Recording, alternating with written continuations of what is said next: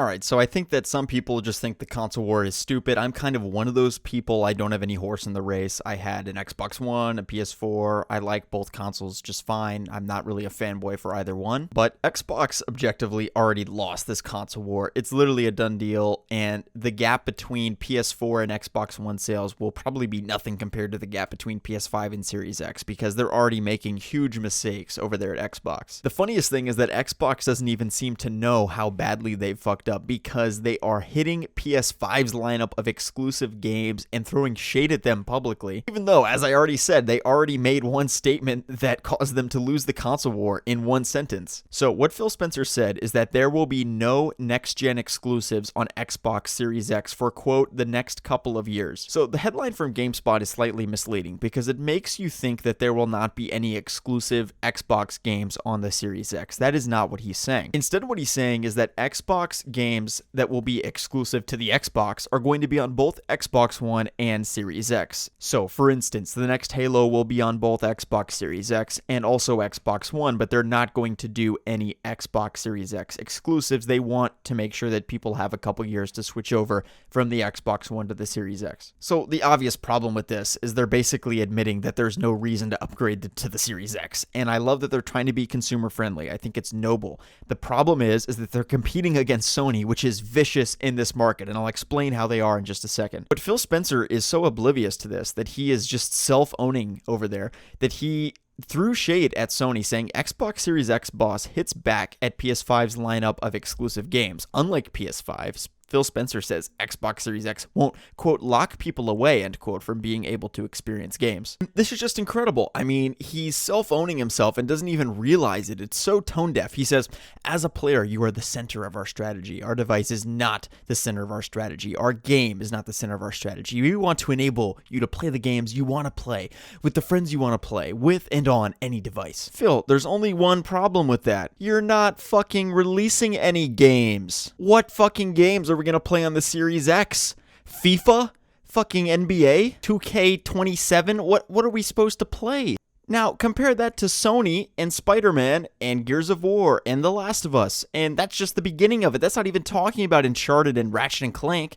We have all of these incredible games we can play on the PlayStation and absolutely nothing on your console. So who cares if it's the best console to play on TV or on your flat screen TV? There's nothing to play on it. You can say all you want that you're being consumer friendly and Sony, they lock people out and this and that. Ultimately, they're your competitors, and there's this thing in social science called game theory. Okay, so I was a political science major in school, so sorry for boring you with this, but two criminals that robbed a bank are caught by the police, and the police are not sure that they did it, so they have them in separate confession rooms, and they're trying to get both criminals to confess to doing the crime. If prisoner 1 confesses and says that he committed the crime, and prisoner 2 doesn't, prisoner 2 gets off completely and prisoner 1 gets all of the sentence. They both confess to doing the crime. They both go to jail for 8 years. If they both lie and do not snitch on each other, they each only get 1 year of prison. And if prisoner 1 snitches on the prisoner 2 and prisoner 2 does not snitch on prisoner 1, then prisoner 2 goes to jail for 10 full years and prisoner 1 gets off completely. And the vice versa is obviously true. So the best case scenario where both players maximize their total utility is in which they both lie and neither snitches on each other. They both go to jail for a year, but that's a combined sentence between the two of them of 2 years. Compare that to if they both confess to doing the crime. Between both of them, they do 16 years of prison.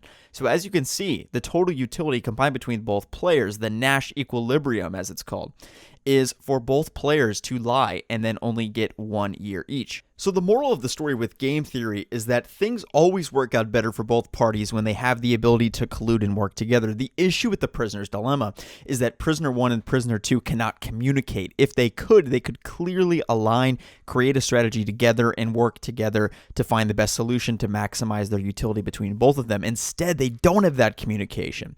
And when you don't have that communication, there's always an incentive to default, as it's called, and lie on the other prisoner to screw them over, and then you get off and get potentially 0 years. So imagine that Prisoner 1 is Xbox and Prisoner 2 is PlayStation 4. It's the best case scenario for gamers and both parties to collude together and decide, hey, we're not going to have console exclusives. We are going to work together and give the consumers the best experience. So that means that Xbox exclusives are going to be on PS4. You can play Gears of War and Halo on PS4. Just like you can play Naughty Dog games and Insomniac games on Xbox. I understand the argument that those studios would not even exist if it were not for Sony. I totally get that. This is in a fantasy world, and we're obviously talking about Prisoner's Dilemma, which is also theory. So just put all of that aside for right now. So in this case, Sony is the prisoner that immediately snitches on the other guy, tries to get him in jail as long as possible so he can get off.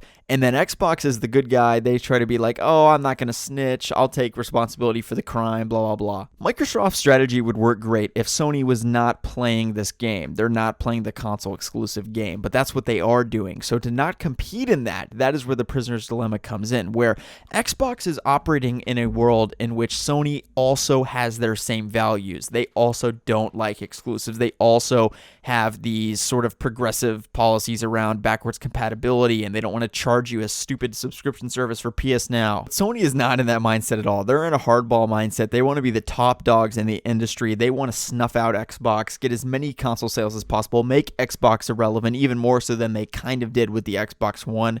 Say what you will about the console war, PS4 absolutely obliterated the Xbox One in this generation. It's just a fact. I bought the Xbox One at launch when the Kinect was required. That console was a complete disaster, and Sony embarrassed them in this generation. But it was much closer in the PS3 and Xbox 360 gen. But in the prisoner's dilemma, the player that acts like Xbox, that takes the fall and doesn't snitch on the other person, that's great as long as the other player is going to play by your rules and also not snitch. The problem is PlayStation 4 is snitching. They're totally putting themselves before the other person. They're like, I don't even want to do the 1 year of prison. I want to do 0. I want to dominate in the space, and that is why Prisoner 1 is snitching. That's why Sony is doing the strategy they're doing. Xbox can try to play Mr. Nice Guy and say, oh, exclusives are bad. And I think that part of the reason they're even doing that in the first place is because they don't have any good exclusives lined up. If they don't buy WB games, they pretty much have nothing. It's like when you lose a video game and afterwards you're like, oh, I wasn't even trying. Like, oh yeah, whatever. I wasn't even paying attention. It's the same thing when your friend does that or whatever. That's what Xbox is doing. They got demolished in this console war. They got demolished with the exclusives. They got outsold completely in this generation. As I said, I have no dog in this fight. Please, I know that people are going to saying like, oh, I'm a Sony pony fanboy, whatever. I have no horse in the race. I don't care at all. If Xbox Series X is the top dog console, I'll buy that. If PS5 is the best console, that's fine too. I really don't care. I've actually kind of gone through phases where I've liked both. I'd say I'm still mostly, PS3, PS2 were my first consoles, but I like my Xbox One, and I got pretty into Xbox, and I love shooter games. Xbox Series X, Series 1, Xbox One, I meant to say, and also 360 were big with those shooter games, Call of Duty, DLC exclusivity. I played my video game tournaments on Xbox, so I've come to love both consoles, so I have no dog in the fight. But it's just an objective fact that Xbox got demolished in this most recent console gen, and I don't want to see that happen to them in this upcoming generation. I hate to say this as a Batman Arkham YouTuber, but you really have to buy WB Games. There's no other option. You have to acquire these studios like Rocksteady and WB Games Montreal that can turn out fantastic games for you. And you have to make them exclusive to the Series X. That's just what you have to do, because you know that I feel like the Miles Morales game is going to be exclusive to PS5. If not, certainly The Last of Us 3 and the upcoming Uncharted game and what other console exclusive they have coming out shortly after into 2020, 2021 are going to be PS5 exclusives. As a result of that, they're going to sell millions of consoles because they're going to release these games that are incredible, that are exclusives that we want to play, and they'll be like, oh, you want to play the new Ratchet & Clank? Oh, it's only on PS5. It's not on PS4. You've got to upgrade. That would be $500, please. And myself and many other people would buy it. The thing about these strategies is, as consumers, it's good to rail on them. It's good to put pressure on these companies because they will take away as much as they can get. They will chew as much as you give them. So you don't want to give them much rope to chew on, essentially. But ultimately, we're really just virtue signaling, and we all fall for that console war stuff. We all rushed out to buy a PS4 to just get Spider-Man. Millions of people did it, and we have data to prove that that's the case. It was a huge driver of console sales. Even just the bundles, the Spider-Man PS4 bundles, you can track that. And even the Arkham Knight bundle. Arkham Knight was not an exclusive game to Xbox, but the DLC exclusivity and bundle exclusivity, where even just collectors want to have the Batman PS4 embedded on it, that was an exclusive deal with Sony. That sold many consoles. Not millions, but it sold a lot. Point is, this stuff works. DLC exclusivity works. Console exclusivity works. Exclusive games, they are drivers of sales that are successful. That's why these companies do them. I don't really resent them for that because, as I said, I'm one of the people that contributes to the reason that they do it because I make it successful. When I buy consoles just to play one game, as I would with the Series X and Batman, I am the reason that these practices exist because I'm the whole reason they work in the first place. If they didn't work, they wouldn't even do them. And I think this honestly underscores the extent to which it's very impressive what Microsoft and Sony have done with these consoles because they are distinctly different. They have very different audiences. And when I think about what games were mostly played on 360 versus PS3, on PS3 you had a lot of story games. On 360, you had racing games, FIFA, shooter games.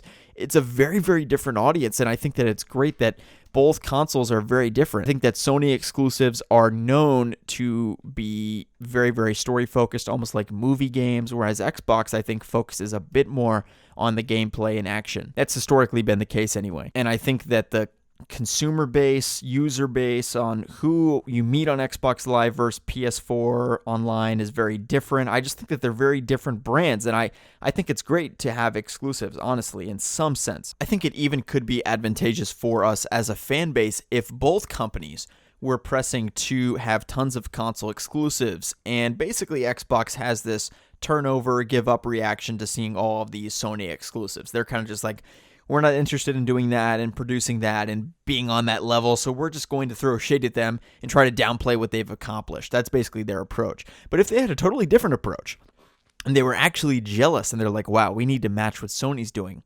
then that would cause new games to be commissioned, because there is an argument to be made that some of these games would not exist if it were not to drive console sales. You know, with Spider-Man PS4 in particular, that brand is owned by Sony. The video game rights of Spider-Man are owned by Sony.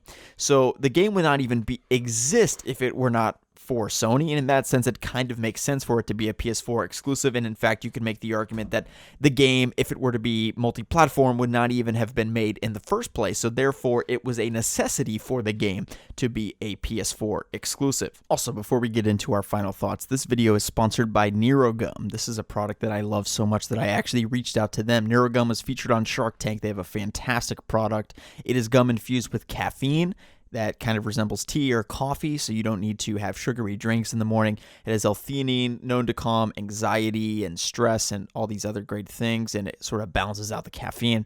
And vitamin B, I mean, it makes you feel awake, alert. Vitamin B is very, very essential, and you get a huge dose of vitamin B with the gum. I highly recommend it. I use it every single day, and the link is in the description. If you use my discount code, you get 10% off your order and 15% off your recurring membership. Yeah, I'm just kind of bummed out. I mean, I've really, once again, got a lot of investment in the Xbox brand. I would say that I've been more on the Sony side of things, but I don't really have a horse in the race, and I want both consoles to do well. I want this to be a more balanced console war. I hate that avid Xbox fans don't have anything fun to look forward to in the same way that Sony fans get hyped every 2 months, it seems. I mean, The Last of Us 2 and Ghost of Tsushima back to back. What is Xbox doing to respond to that? And you can live in this fantasy world where there's no competition and we don't want to exclude fans and we don't believe in that, blah, blah, blah. But Sony believes in it and they're your competitors. So therefore, get on it, dude. That's what you have to do. That's how business works. You can't just turn over and pretend you're not trying and act holier than thou and be like, oh, we don't play by those rules. Sony, no. They do exclusives. That's bad. We don't believe in that. You have to believe in that. And I want you to be relevant. I'm trying to help you. And that's what bums me out, is I want both consoles to be successful. I want to feel like I have to own both consoles. And that is, to be completely honest, how I felt with this past generation.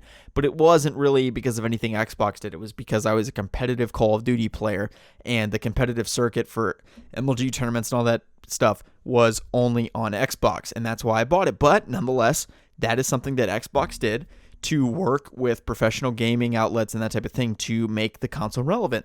That's something that they're not even doing anymore. As I said, they've completely abandoned all of the reasons that made their console successful, and they're totally ignoring them now and just saying that, oh, we have this holistic fans in mind experience. Yes, they have no games to play in the same way that Sony does at all, but still you can play generic games that come out on every console, which is pretty rare these days. I mean, think about the most hyped games we've had recently.